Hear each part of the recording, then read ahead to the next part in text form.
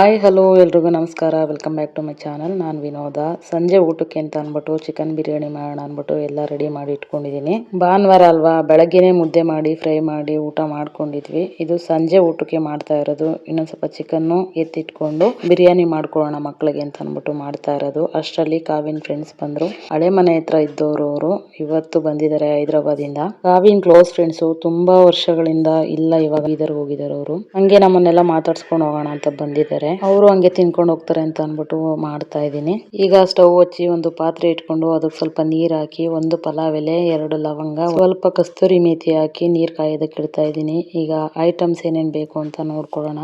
2 spoon ಧನಿಯಾ, ಅರ್ಧ spoon ಜೀರಿಗೆ, ಅರ್ಧ ಸ್ಪೂನ್ ಮೆಣಸು, 1 ಅನಾನಸ್ ಮಗ್ಗು, 2 ಪಲಾವ್ ಎಲೆ, ಸ್ವಲ್ಪ ಕಸ್ತೂರಿ ಮೇಥಿ, ಸ್ವಲ್ಪ ಕರಿಬೇವು, 2 ಪೀಸ್ ಚಕ್ಕೆ, ಒಂದ್ ಸ್ವಲ್ಪ ಗಸಗಸೆ, 8 ರಿಂದ 10 ಹಸಿರು ಮೆಣಸಿನಕಾಯಿ, 7 ರಿಂದ 8 ಗೋಡಂಬಿ, 2 ಲವಂಗ, ಸ್ವಲ್ಪ ಶುಂಠಿ ಬೆಳ್ಳುಳ್ಳಿ ಪೇಸ್ಟ್, 2 ಮೀಡಿಯಂ ಸೈಜ್ ಈರುಳ್ಳಿ, 2 ಮೀಡಿಯಂ ಸೈಜ್ ಟೊಮೊಟೊ, ಸ್ವಲ್ಪ ಕೊತ್ತಂಬರಿ, ಸ್ವಲ್ಪ ಪುದೀನ, ಸ್ವಲ್ಪ ಮೊಸರು, ಸ್ವಲ್ಪ ತೆಂಗಿನಕಾಯಿ ತುರಿ. ಈಗ ಇಷ್ಟು ಐಟಮ್ ತಗೊಂಡಿದ್ದೀನಿ. ಈ ಕಡೆ ನೀರ್ ಕಾದಿದೆ, ಅದಕ್ಕೆ ಸ್ವಲ್ಪ ಉಪ್ಪು ಹಾಕಿ ಅಕ್ಕಿ ತೊಳೆದು ಹಾಕ್ಕೊಳ್ಳೋಣ. ಅನ್ನ ಹಾಕ್ತಾ ಇರ್ಲಿ, ಆಮೇಲೆ ಮಸಾಲೆಗಳಿಗೆಲ್ಲ ರೆಡಿ ಮಾಡ್ಕೊಳ್ಳೋಣ. ಬಿರಿಯಾನಿಗೆ ಈ ತರ ಸಪರೇಟ್ ಆಗಿ ಒಂದು 1/4 ಭಾಗದಷ್ಟು ಅನ್ನನ ಬೇಯಿಸ್ಕೊಂಡು ಆಮೇಲೆ ದಮ್ ಕಟ್ಟೋದ್ರಿಂದ ಬಿರಿಯಾನಿ ಪರ್ಫೆಕ್ಟ್ ಆಗಿ ಬರುತ್ತೆ. ಇನ್ನು ಮಸಾಲೆ ರುಬ್ಕೊಳ್ಳೋದಕ್ಕೆ ಫ್ರೈ ಮಾಡ್ಕೊಳ್ಳೋಣ. ಒಂದು ಪಾತ್ರೆ ಇಟ್ಕೊಂಡು ಅದಕ್ಕೆ ಎಣ್ಣೆ, ಧನಿಯಾ, ಜೀರಿಗೆ, ಮೆಣಸು, ಚಕ್ಕೆ ಮತ್ತೆ ಲವಂಗ, ಹಸಿರು ಮೆಣಸಿನಕಾಯಿ ಇಷ್ಟನ್ನು ಹಾಕಿ ಚೆನ್ನಾಗಿ ಫ್ರೈ ಮಾಡ್ಕೊಬೇಕು. 2 ಸಲ ತಿರುಗಿಸ್ಕೊಂಡು ಇದಕ್ಕೇನೆ ಗೋಡಂಬಿ ಮತ್ತೆ ತೆಂಗಿನಕಾಯಿ ತುರಿ ಹಾಕಿ ಸ್ಟವ್ ಆಫ್ ಮಾಡ್ಕೊಂಡು ಇದನ್ನ ರುಬ್ಕೊಂಡ್ ಬರ್ಬೇಕು. ತೆಂಗಿನಕಾಯಿ ಜಾಸ್ತಿ ಉರಿಯೋದೇನ್ ಬೇಡ.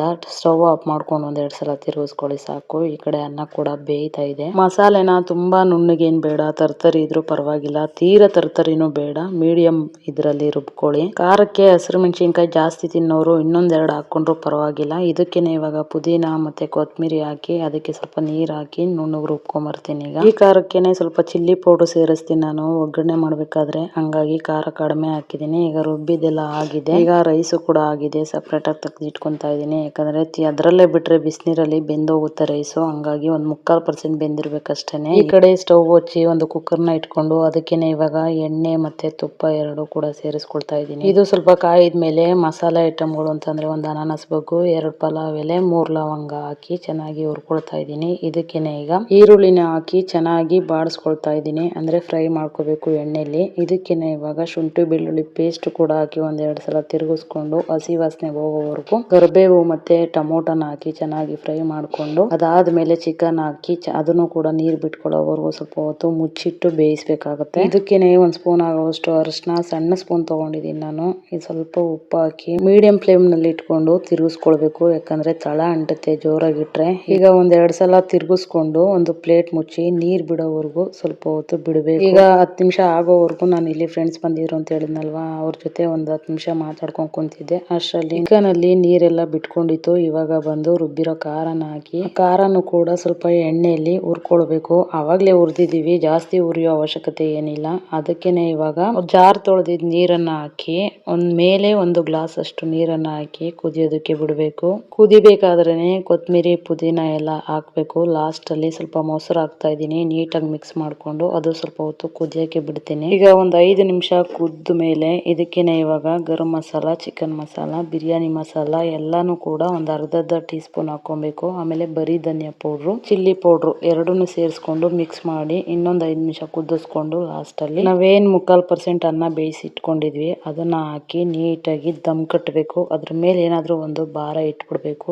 ಈ ಅನ್ನ ಹಾಕೋದಕ್ಕೂ ಮುಂಚೆನೆ ಉಪ್ಪು ಚೆಕ್ ಮಾಡ್ಕೊಂಬಿಡಿ, ಯಾಕಂದ್ರೆ ಆಮೇಲೆ ಉಪ್ಪು ಹಾಕಕ್ಕಾಗಲ್ಲ. ಅದಕ್ಕೋಸ್ಕರ ಈಗ ರೈಸ್ ಹಾಕಿ ನೀಟಾಗಿ ಹರಡ್ಬಿಟ್ಟು ಅದ್ರ ಮೇಲೆ ಒಂದು ಪ್ಲೇಟ್ ಮುಚ್ಚಿ ಸ್ವಲ್ಪ ದೊಡ್ಡ ಪಾತ್ರೆಯಲ್ಲಿ ನೀರ್ ತುಂಬಾ ತುಂಬಿಸಿ ಆ ಪ್ಲೇಟ್ ಮೇಲೆ ಇಟ್ಬಿಟ್ರೆ ಚೆನ್ನಾಗಿ ದಮ್ ಕಟ್ಟುತ್ತೆ. ಆಮೇಲೆ ಒಂದು 10 ನಿಮಿಷ, ಒಂದು 15 ನಿಮಿಷ ಬಿಟ್ಟು ತೆಗೆದ್ರೆ ನೀಟಾಗಿ ರೈಸ್ ಆಗಿರುತ್ತೆ, ಅಂದ್ರೆ ಬಿರಿಯಾನಿ ರೆಡಿ ಆಗುತ್ತೆ. ಅದು ದಮ್ ಕಟ್ಟೋವರೆಗೂ ನಾನು ಹೊರಗಡೆ ಬಂದೆ. ಮಕ್ಳೆಲ್ಲ ಮಾತಾಡ್ಕೊಂಡು ಎಂಜಾಯ್ ಮಾಡ್ಕೊಂಡು ಕುಂತಿದ್ರು. ಫಿಲಂ ಹಾಕಿದ್ದ ನನ್ ಮಗ, ಆ ಫಿಲಂ ನ ನೋಡ್ಕೊಂಡು ಕುಂತಿದ್ರು. ಹಂಗೆ ವಿಡಿಯೋಗೆ ಒಂದು ಫೋಸ್ ಕೊಡ್ತಾ ಇದ್ಲು ಸ್ವಾತಿ, ಏನೇನೋ ಮಾತಾಡ್ತಾ ಇದ್ಲು ನಕ್ಕೊಂಡು. ಅದನ್ನೆಲ್ಲ ಒಂದು ವಿಡಿಯೋ ಕ್ಯಾಪ್ಚರ್ ಮಾಡ್ಕೊಂಡೆ. ಈಗ ನೋಡಿ ಅಷ್ಟರಲ್ಲಿ ರೈಸ್ ಕೂಡ ಆಗಿತ್ತು. ಈಗ ಓಪನ್ ಮಾಡಿ ಕಲಸ್ತಾ ಇದೀನಿ. ಆ ಕುಕ್ಕರ್ ಸ್ವಲ್ಪ ಚಿಕ್ಕದಾಗೋಯ್ತು, ಕಲ್ಸಕ್ಕಾಗಿಲ್ಲ, ಹಂಗಾಗಿ ಬಾಣ್ಲಿಲಿ ಹಾಕೊಂಡು ಕಲ್ಸಿದೀನಿ. ಈಗ ಎಲ್ರು ಕುತ್ಕೊಂಡು ಊಟ ಮಾಡ್ತಾ ಇದೀವಿ. ಊಟ ಮಾಡ್ಬಿಟ್ಟು ಅವರು ಮನೆಗೆ ಹೋದ್ರು, ನಾವು ಮಲ್ಕೊಂಡ್ವಿ. ಆಲ್ರೆಡಿ 10 ಗಂಟೆ ಆಗೇ ಹೋಗಿತ್ತು ನಾವು ಊಟ ಮಾಡೋಷ್ಟ್ರಲ್ಲಿ. ಇದಾಗಿತ್ತು ಇವತ್ತಿನ ವಿಡಿಯೋ. ಇಷ್ಟ ಆದ್ರೆ ಲೈಕ್, ಶೇರ್, ಕಮೆಂಟ್, ಸಬ್ಸ್ಕ್ರೈಬ್ ಮಾಡೋದನ್ನ ಮರಿಬೇಡಿ ಅಂತ ಹೇಳ್ತಾ ಮತ್ತೆ ಸಿಗೋಣ ಇನ್ನೊಂದು ವಿಡಿಯೋದಲ್ಲಿ. ಅಲ್ಲಿವರೆಗೂ ಟೇಕ್ ಕೇರ್, ಬಾಯ್, ನಮಸ್ತೆ.